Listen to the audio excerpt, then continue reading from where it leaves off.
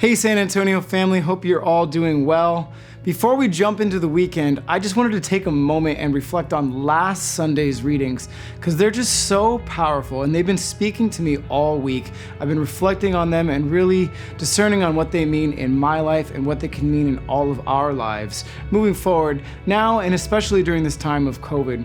But the first reading last week was the reading from Kings where Elijah goes up on the top of the mountain and God tells him to wait because he's going to encounter him there. And first there's an earthquake, there's fire, there's wind, in whatever order they're in, and he expects God in those. But he only encounters the Lord in that tiny whisper. I love that so much because there's so much noise in our lives. There's so much noise in everything that we do. We're always connected, we're always doing something, but also there's so much noise right now with the pandemic, with everything that's going on in our world. And sometimes we just need to take that moment in silence and in prayer so that we can encounter our God fully.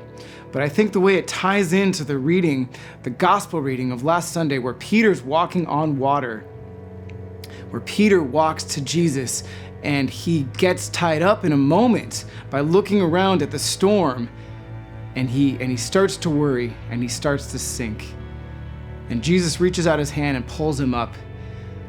But I love the part of the reading that most people don't think about is that Peter takes the initiative. He takes the initiative and says, "Lord, I'm coming out there."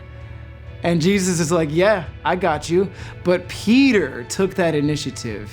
He didn't wait for Jesus to ask him to come out to him. Even though the storm was raging, he trusted because he saw Jesus walking on the water. He knew that he could do it too. And so he walked out there in the midst of the storm, and only when he started focusing on the storm is when he started sinking.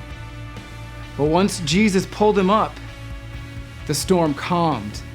And again, he tangibly encountered God. He encountered our Lord Jesus when there was that silence, the silence of the storm. The storm calmed and he encountered the Lord. So I just invite us all as we enter into the weekend and continue on with our week to take that time in silence, to take that time in prayer and ask, where is the noise in our lives? And how can we quiet that noise? How can we take the initiative to go walk out on the water and encounter our Lord?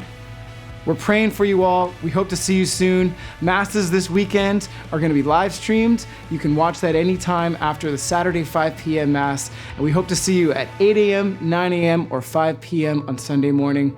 God bless you all. Peace.